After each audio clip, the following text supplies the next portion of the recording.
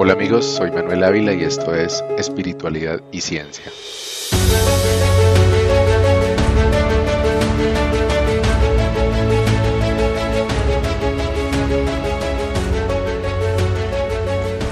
Ana Elizabeth Anneliese Michel nació el 21 de septiembre de 1952 y murió el 1 de julio de 1976. Fue una mujer alemana que se sometió a ritos de exorcismo católico durante el año anterior a su muerte. Se le diagnosticó psicosis epiléptica, que es epilepsia en el lóbulo temporal, y tenía un historial de tratamientos psiquiátricos que pues no dieron resultado. Cuando Anneliese tuvo 16 años, tenía 16 años, sufrió de un ataque y le diagnosticaron una psicosis causada por la epilepsia que había tenido en el lóbulo temporal. Poco después se le diagnosticó depresión y fue tratada en un hospital psiquiátrico. A los 20 años se había vuelto intolerante a objetos religiosos y comenzó a escuchar voces, otros fenómenos extraños.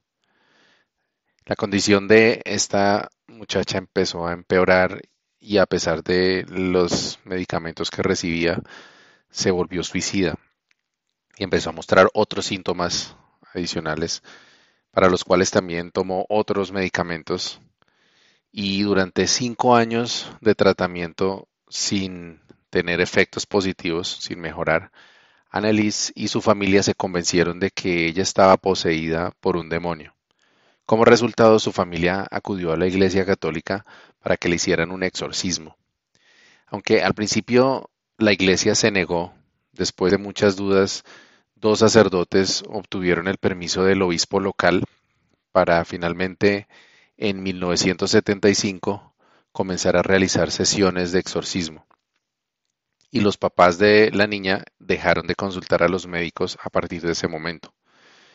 Anneliese Michel dejó de comer y murió por desnutrición y deshidratación graves después de 67 sesiones de exorcismo.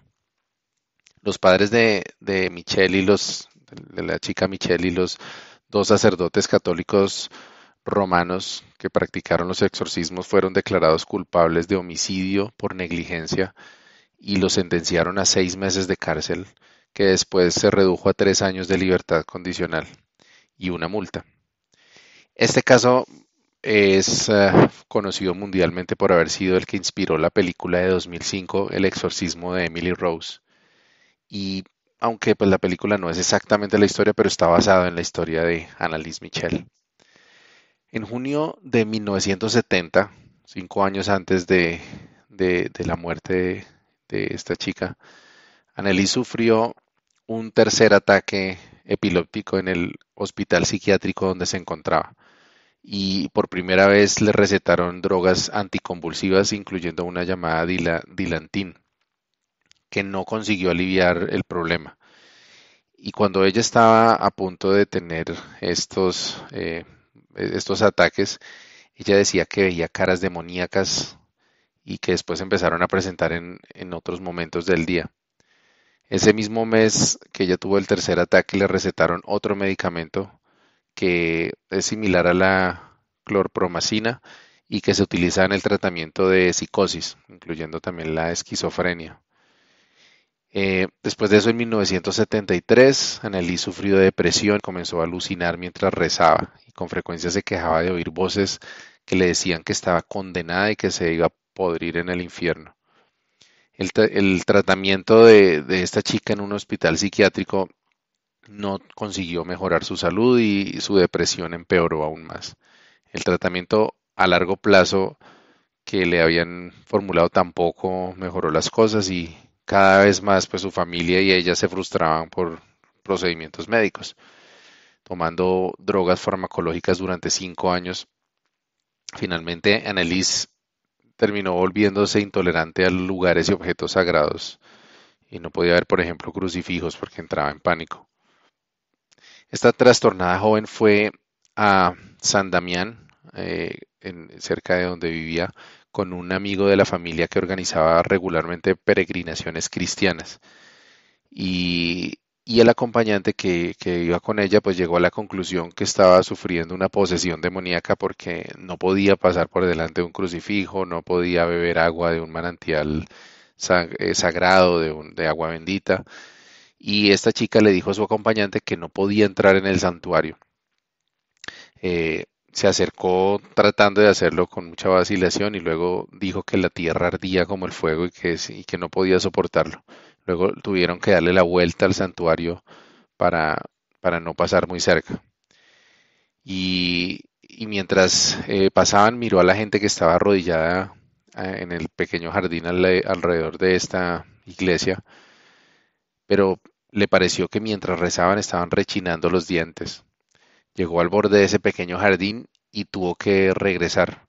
Viniendo otra vez de frente, esta vez tuvo que apartar la mirada del Cristo, de la imagen de Cristo que estaba en esa capilla. Y pues intentó varias veces, pero no pudo pasar. Esta fue como la historia de cuando se llegó a la conclusión que estaba poseída. Total que Annalise y su familia, así como la comunidad que los que la conocía, pues estaban convencidos de que ella lo que tenía era una posesión demoníaca. Entonces solicitaron el exorcismo, los sacerdotes se negaron y recomendaron que se tratara con los tratamientos médicos, pero hay un procedimiento dentro de la Iglesia Católica en la cual se da el exorcismo cuando se cumplen ciertos criterios que tienen establecidos ellos en un manual para manejar estos casos. Y pues este desagrado por los objetos religiosos y pues bueno, las visiones de caras y voces pues fueron los primeros indicios. Luego que pues ella empezó con estas visiones, pues empezó también a tornarse agresiva, empeorar físicamente, también a deteriorarse y a hacerse daño a ella misma. En alguna oportunidad bebió su propia orina y empezó a comer insectos también. En noviembre de 1973, Anneliese comenzó su tratamiento con Tegretol, que es un fármaco anticonvulsivo y estabilizador del estado de ánimo. Le recetaron otros medicamentos, como dije, antipsicóticos, y durante el transcurso de los ritos religiosos siguió tomando algunos de estos medicamentos hasta su muerte. Pero los síntomas, como dije, fueron empeorando cada vez más y empezó ya a gruñir y a ver demonios y a arrojar objetos. Finalmente, el fallecimiento llegó después de que el sacerdote Ernest Alt, que era un conocido de la familia, afirmó que no parecía epiléptica y que no la veía tener convulsiones, sino que tenía una posesión demoníaca, con lo cual le recomendó al obispo local que le permitiera un exorcismo. En una carta que le escribió Anneliese a este sacerdote, le decía: no soy nada, todo en mí es vanidad. ¿Qué debo hacer? Tengo que mejorar. Usted reza por mí. Y también le dijo una vez: quiero sufrir por otras personas, pero esto es tan cruel. En septiembre de ese año, el obispo Joseph Stangl le concedió al sacerdote Arnold Renz permiso para exorcizar según el Rituale Romanum de 1614, pero le ordenó que todo esto se hiciera en total secreto. Esta sesión, la primera sesión de exorcismo, se realizó el 24 de septiembre del 75 y Anneliese empezó a hablar cada vez más de la necesidad de morir para expiar a la juventud descarriada de esa época en la que ella vivía y como para pagar también las culpas de los sacerdotes apóstatas de la iglesia moderna. Al final de sus días se negó a comer. En ese momento los papás de la chica empezaron a dejar de consultar a los médicos y únicamente confiar en los ritos de exorcismo. 67 sesiones, de las cuales se tenían una o dos veces cada semana y que tenían hasta 4 horas de duración, que se realizaron en un periodo de unos 10 meses que sucedieron entre 1975 y 1976. Finalmente, el 1 de julio de 1976, Anneliese Michel murió en su casa y el informe de la autopsia indicó que la causa de la muerte fue desnutrición y deshidratación. debido a que estuvo en un estado de semi-inanición por casi un año mientras le realizaban todos estos ritos de exorcismo. Pesaba 30 kilos y tenía las rodillas rotas debido a que continuamente se ponía de rodillas. Ya en ese momento era incapaz de moverse sin ayuda y se informó que también había contraído neumonía. Esta es una historia que habría sido adecuada para contarla más bien como en Halloween, pero quise compartirla con ustedes porque es un caso muy triste que ilustra una serie de fenómenos que se encuentran en una frontera entre la realidad y lo paranormal. Como hemos hablado anteriormente, esa frontera se encuentra en la mente humana, que tiene una parte física hecha con neuronas, la glía, que es el nombre que tiene otro tipo de células que forman lo que llamamos la materia gris. Pero ya sabemos que la mente no es solamente un órgano físico, sino que también está formada por la experiencia sensorial consciente y emocional que hasta donde sabemos se genera en el cerebro, pero en la que participan muchos otros órganos y sistemas del cuerpo, como vimos en el episodio sobre el poder de la intuición y las energías.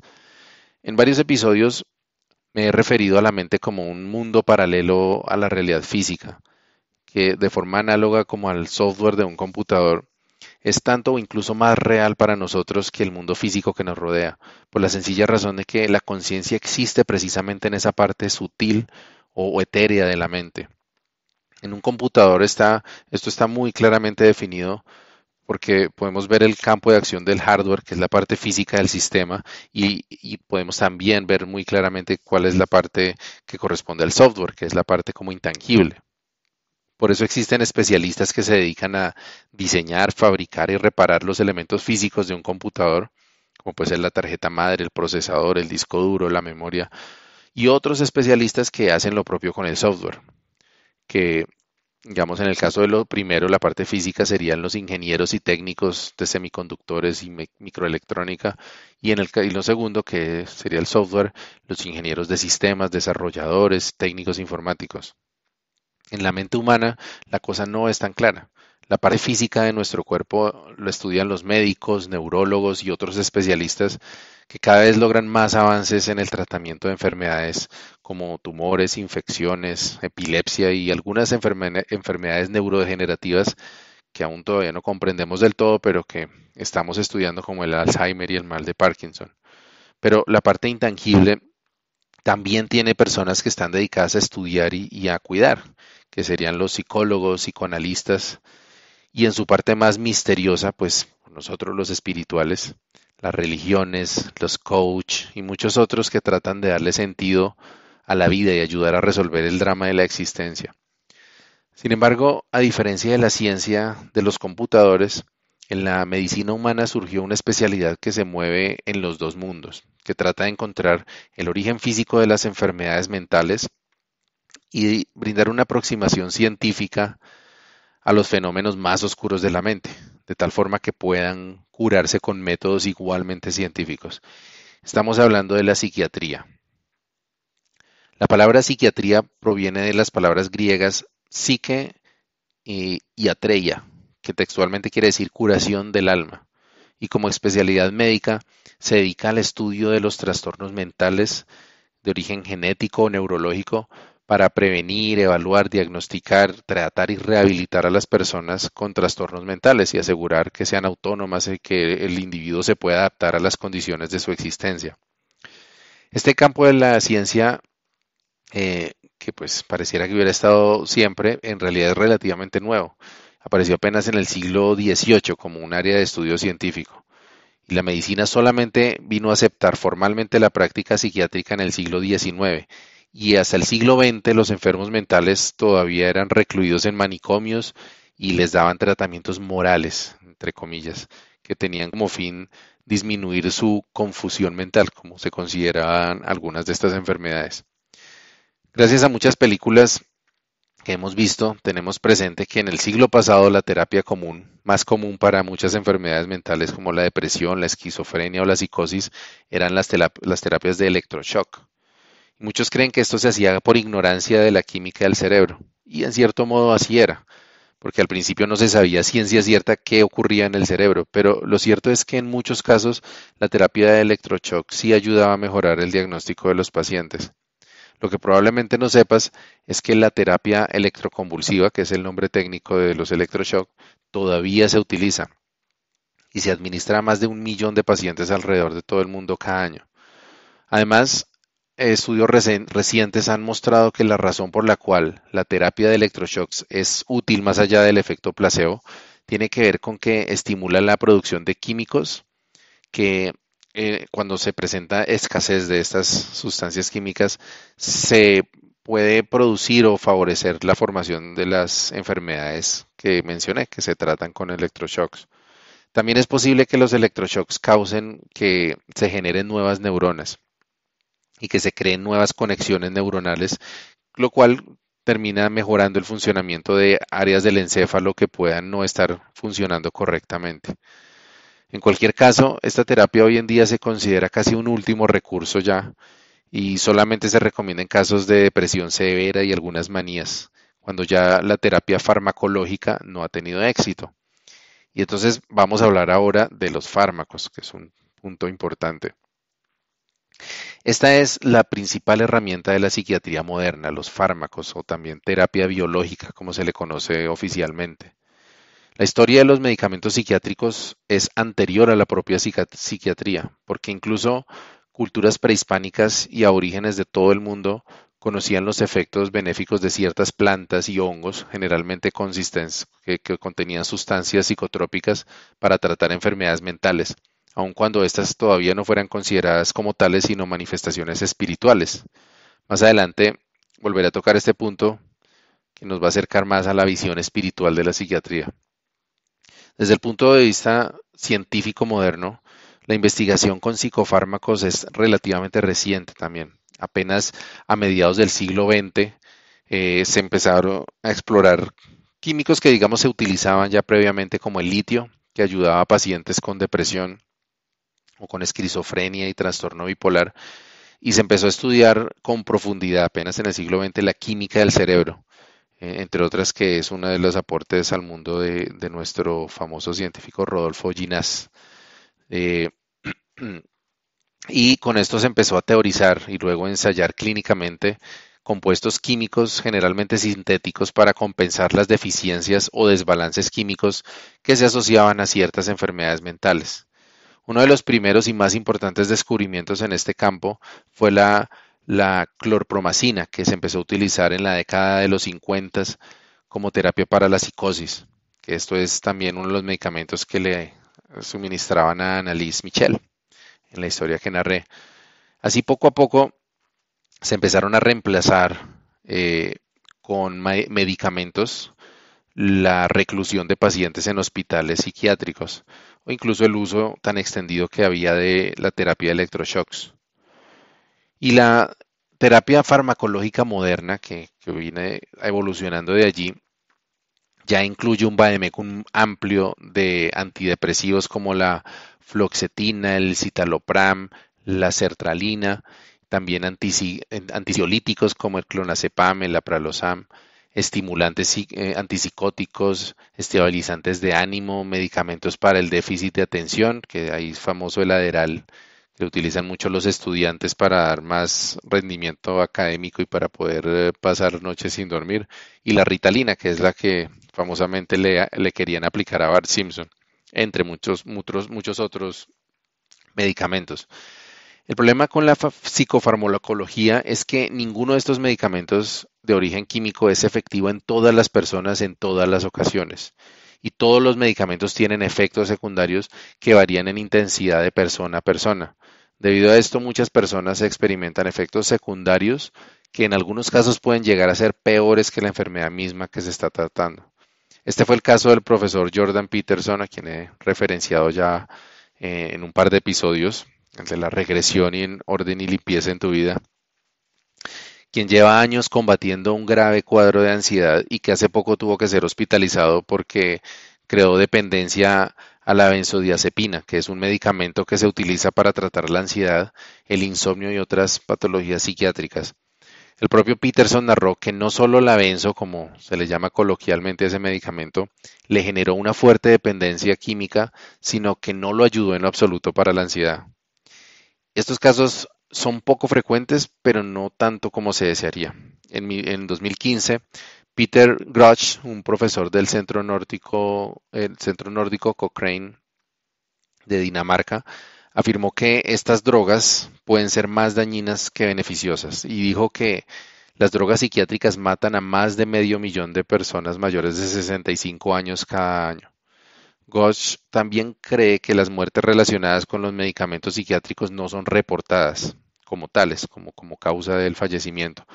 Y él dice que hay por lo menos 15 veces más suicidios que los que reporta la Administración de Alimentos y Drogas de los Estados Unidos entre personas que toman antidepresivos. En el otro lado del espectro, pues estaría la mayor cantidad, la mayor parte del gremio de la psiquiatría, que aunque reconoce que el efecto placebo tiene un efecto importante en la efectividad de los psicofármacos en personas con casos leves de enfermedades mentales, defiende la efectividad de estos medicamentos en personas con patologías más severas. Hace poco justamente estaba leyendo sobre el caso de Marilyn Monroe, quien es la famosa actriz y sex symbol de los años 50 y 60, bueno, apenas un par de años de los 60, que fue famosa por haber sufrido también durante la mayor parte de su vida un cuadro crónico de depresión y lo que hoy se conocería como trastorno de personalidad límite. Existe la teoría de que sus psiquiatras no solo no ayudaron a curar sus enfermedades mentales, sino que la agravaron prescribiéndole de forma irresponsable un barbitúrico llamado Nembutal, que ella utilizaba para poder dormir, y además anfetaminas que utilizaba para quitarse el sopor que le daba el barbitúrico en las mañanas. Algunos psiquiatras actuales afirman que si se le hubiera suministrado antidepresivos, que por lo menos los que tenemos hoy en día, probablemente no se hubiera suicidado. Ahora, esta afirmación es muy debatible, porque ya son muchos los casos recientes de famosos que han terminado suicidándose a pesar de estar bajo tratamiento con antidepresivos. Un estudio de 2010 llegó a la conclusión de que los medicamentos antidepresivos parecen reducir en general los pensamientos suicidas en adultos deprimidos, pero no se pudo comprobar su efectividad en la mentalidad suicida de pacientes más jóvenes con trastornos afectivos graves. El posible aumento de la tasa de suicidios inducido por la creciente utilización de antidepresivos es todavía uno de los problemas de salud pública más importantes que en todo el mundo están preocupando a gobiernos y a la gente en general. La realidad es que no hay suficiente información para determinar a ciencia cierta la efectividad de todos los psicofármacos. Creo que es responsable decir que hasta donde sea posible es conveniente agotar las alternativas de terapia que puedan intentarse antes de acudir a los medicamentos psiquiátricos. La psiquiatría misma tiene otras herramientas como la psicoterapia, el psicoanálisis, que han probado ser eficaces, aunque también en algunos casos y algunas veces. La psicología también tiene herramientas con las que puede ayudar a resolver entuertos del alma y desde luego el esoterismo, la autoayuda, el chamanismo, el budismo y otros saberes ancestrales, que algunos de ellos hemos hablado, tienen sus propios métodos para curar la mente. En episodios anteriores he compartido las herramientas que yo conozco y que he aplicado en mi vida para sanar y crecer interiormente. Esto en el episodio 7 de la temporada anterior, el secreto para poner fin al sufrimiento. De ahí para acá, los tres siguientes episodios hablo con detalle de la meditación y de la técnica de la observación constante. Pero es importante aclarar que ninguna terapia espiritual es reemplazo para un tratamiento psiquiátrico o psicológico. Aún así, algunos psicólogos y psiquiatras recomiendan la meditación, el mindfulness, la autoobservación que mencioné ya, y otras técnicas espirituales como complemento a sus terapias, y se han reportado muchos casos de sanaciones duraderas gracias a la espiritualidad. El yagé o la ayahuasca, de que también he hablado en varios episodios, también está siendo estudiado ya científicamente por psiquiatras que han comprobado que puede el yagé de hecho ayudar a tratar adicciones, ansiedad y depresión que de otro modo son resistentes a los tratamientos, a los fármacos en particular. Y también han tratado pacientes con estrés postraumático con yagé. Pero entonces la pregunta sería, ¿qué fue lo que verdaderamente le ocurrió a la pobre Anne Elizabeth, o Annelies, como le decían Michelle, la joven de la historia que conté al principio de este episodio, siendo uno de los casos más famosos de posesión demoníaca en la historia. Lo que nos preguntamos es si Annelies había podido salvarse con la psiquiatría moderna o con espiritualidad. Y esto es algo que pues nunca sabremos a ciencia cierta, pero lo que sí sabemos es que en la década de los 70, que fue cuando ella tuvo esta desafortunada cadena de situaciones desafortunadas, pues todavía no existían los antipsicóticos ni los anticonvulsivos que existen hoy en día. Aparte de eso, sabemos que históricamente el ser humano ha tendido siempre a otorgarle cualidades sobrenaturales a fenómenos que no entendemos. En el pasado, enfermedades como la lepra o la epilepsia eran considerados castigo divino o posesión demoníaca también. Y esto fue así hasta que la ciencia permitió determinar que lo que causa la lepra es una bacteria que se llama el bacilo de Hansen y que lo que da origen a la epilepsia es un desbalance eléctrico en el cerebro que puede haber sido causado por lesiones o una predisposición genética. Hoy en día casi ningún enfermo de lepra o epilepsia es tratado por fuera de la medicina tradicional y mucho menos acusado de estar endemoniado o ser un pecador.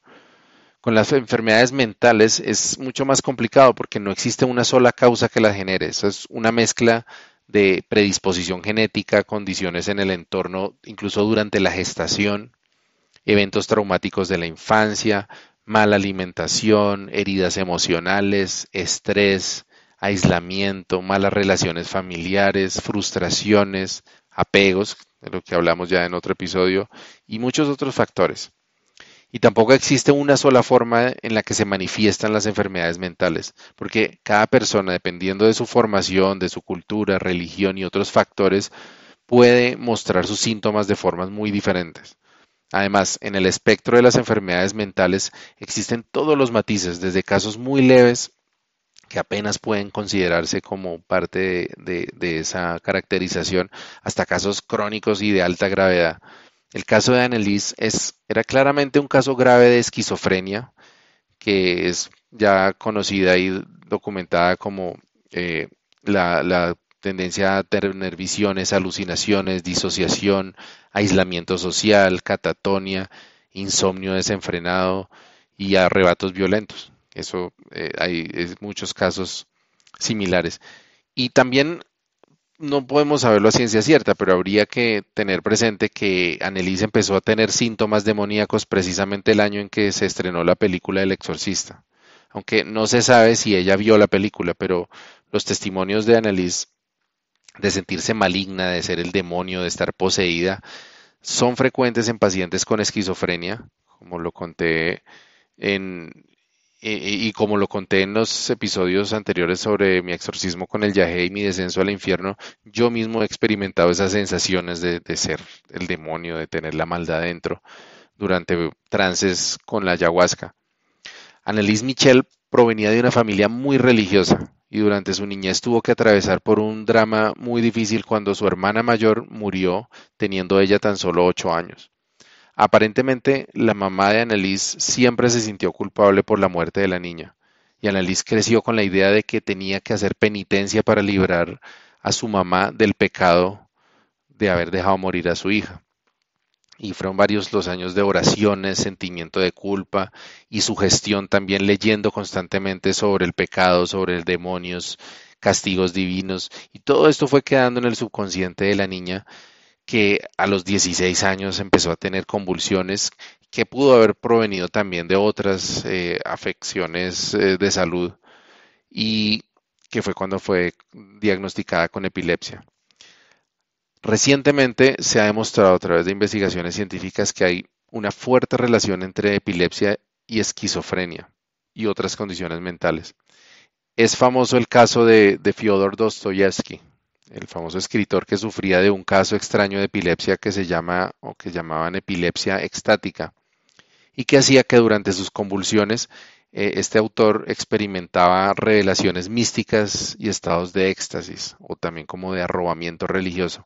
De hecho, Dostoyevsky documentó 102 de esas experiencias durante sus ataques y las utilizó para crear personajes con epilepsia en 4 de sus 12 novelas, en Los Endemoniados, Los Hermanos Karamazov, Humillados y Ofendidos y El Idiota. Muchos creen que sin su epilepsia Dostoyevsky no habría logrado la profundidad y excelencia que tuvo su obra. Es posible que una condición mental que para Dostoyevsky era una especie de conexión con la divinidad, con los arquetipos superiores de la mente y con la creatividad, para Anneliese fueran un portal al infierno de la culpa y del terror que la agobiaban desde su infancia. Cielo e infierno, como hemos mencionado ya anteriormente, al final son estados de conciencia que cohabitan como dos caras de la misma moneda en el interior de la mente y en el espíritu humanos. Entonces, ¿se pueden curar las enfermedades mentales? Bueno, la ciencia no tiene de momento una respuesta concreta. Algunos creen que todas las enfermedades mentales son en últimas desbalances fisiológicos o bioquímicos en el cerebro y que por lo tanto, cuando conozcamos más sobre la forma en que funcionan estas reacciones químicas y neuronales que dan lugar a esas enfermedades, podremos crear un cóctel de sustancias que van a corregir esos desbalances y curar la enfermedad. Yo personalmente creo que esa es solo parte de la respuesta, pero así como los computadores no pueden funcionar correctamente si tienen un programa defectuoso instalado, así tengan el hardware más perfecto y que funcione sin ningún problema, los seres humanos tampoco podemos tener una salud mental ideal si tenemos heridas en nuestra alma. Así nuestra química cerebral funcione perfectamente. Por eso mi recomendación, aclarando que no soy una persona competente para dar consejos sobre salud mental, sino simplemente basándome en mi investigación, la que hice para este episodio y mi experiencia personal, es que ante los síntomas de cualquier enfermedad mental acudamos a un profesional en salud mental para descartar que tengamos algún problema físico o bioquímico que tenga que ser resuelto ahí sí a través de medicina. Usualmente un médico general está entrenado para reconocer los síntomas y remitir a un paciente a un psicólogo o a un psiquiatra según sea conveniente. En muchos casos, los mismos psicólogos o psiquiatras están en capacidad de sugerir terapias alternativas y con frecuencia lo hacen para ayudar al proceso de sanación, según las creencias y la personalidad del paciente. Si llegas a necesitar orientación espiritual para ayudar a sanar tu mente y estás escuchando este podcast, por supuesto te invito a escuchar otros episodios sobre trabajo interno y sanación. Y si lo deseas, puedes también contactarme para ponerte en contacto con personas confiables y con recursos valiosos para ayudar en tu proceso. Pero cada caso es diferente y me atrevo a decir que con el debido tratamiento, la ayuda de un trabajo espiritual consciente y el amor de las personas que amas, es posible salir hasta de las tinieblas más oscuras. Ya he compartido mi experiencia personal con el yagé y más adelante hablaré de mi experiencia con la psiquiatría luego de que fui diagnosticado con ansiedad y tendencia a personalidad obsesiva compulsiva. De esa difícil prueba pude salir gracias al amor de mi familia, mi espiritualidad y la psiquiatría también. Pero no quise utilizar psicofármacos y en mi caso no resultaron necesarios y hasta el momento no lo han sido. Sin embargo, mi caso no fue tan grave como el de Anneliese o el de muchos otros que sufren a diario de enfermedades mentales complejas ya. Pero voy a compartir para terminar la experiencia de un amigo mío cuyo nombre me va a reservar, eh, que sufrió el infierno de la esquizofrenia y pudo salir de él por su propia cuenta, bueno, con alguna ayuda. Cuenta mi amigo que después de años de vacío interno, soledad y un trabajo que odiaba, empezó a sufrir de alucinaciones, visiones, pesadillas y otros síntomas que con el tiempo se fueron agravando. Eventualmente tuvo que ser internado en una clínica psiquiátrica donde recibió terapia farmacológica y de otros tipos, que según él solamente agravaron su estado todavía más. Dice que su mente era como un laberinto del que no podía escapar. Estaba alienado ya, ausente, perdido. Y fue entonces cuando su familia, en un acto ya de desesperación, lo llevó a participar en una ceremonia de yagé. No recuerdo si fue una sola toma o varias, pero sí que algo cambió, algo hizo como clic dentro de su mente después de recibir la planta sagrada, que cuenta que es como si dentro del laberinto de su mente hubiera aparecido una pequeña luz y había descubierto que en medio de esa confusa maraña en que se había convertido su cabeza, había un ser maravilloso que no había conocido. Había descubierto su esencia, su propio ser, un ser alegre, creativo, sabio, feliz, que él no había conocido todavía. Entonces decidió trabajar sin descanso él mismo en encontrar la salida de ese laberinto, tomándose el tiempo y como cayéndose y fallando, intentando, iba tratando de encontrar como ese hilo de escapar de ese laberinto mental, Cada día encontraba una pista más que lo alejaba de la oscuridad de sus pensamientos y lo acercaba más a esa lucecita que él dice que era su ser interior. Y dice que obviamente no fue fácil, pero al cabo de algunas semanas empezó a tener momentos de total claridad en los que se reconocía a sí mismo. Y después volvía a las tinieblas, pero a base de constancia y gracias a la compañía de sus seres queridos, logró salir definitivamente de la cárcel en que se ha vuelto su mente y despertar como un nuevo ser, libre y empoderado también.